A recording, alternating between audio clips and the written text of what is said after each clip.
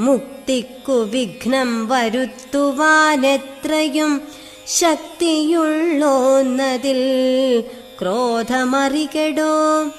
മാതാപിതൃഭ്രാതൃമിത്ര സഖികളെ ക്രോധം നിമിത്തം ഹനിക്കുന്നിതു പുമാൻ.